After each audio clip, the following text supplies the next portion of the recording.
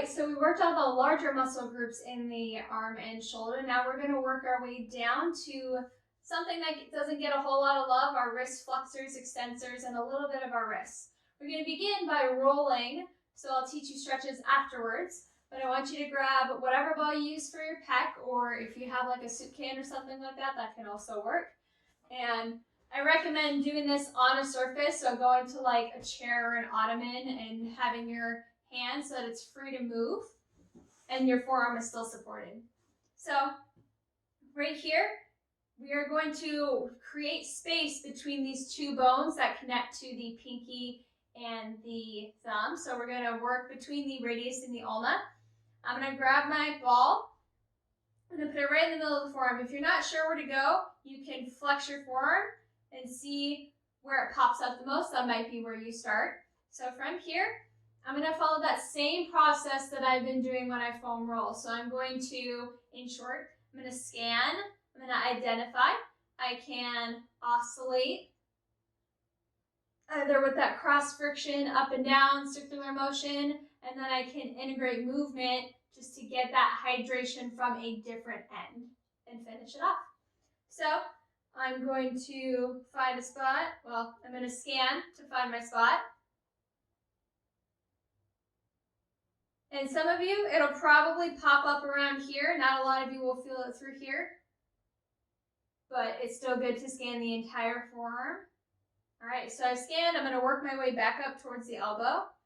And right about here, I feel that it's just a little bit tight. So from here, I'm just going to apply a little bit of that gentle movement. Remember to breathe. So from here,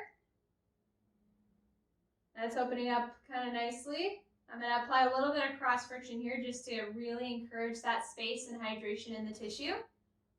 And just move up and down. And then I'm going to rescan and see if I need to add in that movement.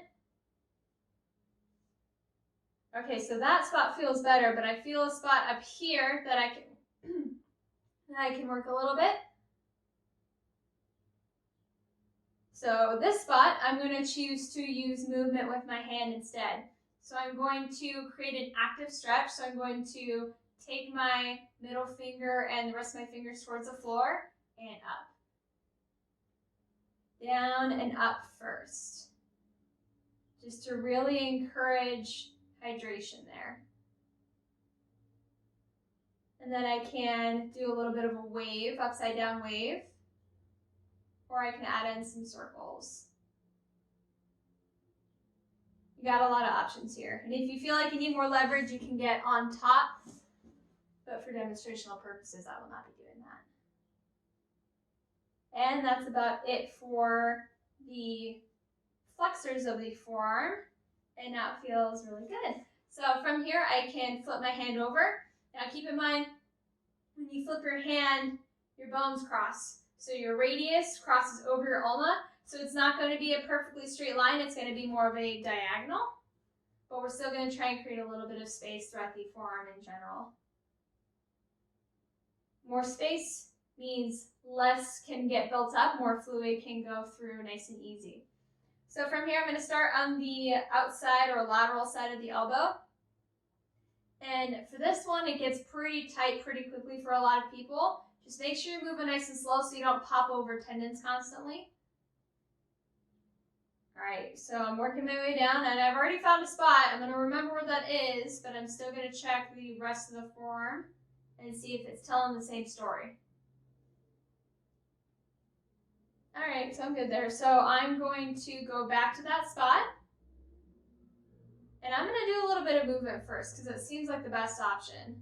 Now keep in mind, because those bones are crossed, it's going to be a little bit harder to keep that ball in the same spot. So just make sure that you're not going super fast with that hand movement. You're just going nice and slow, so you still have that spot nice and solid.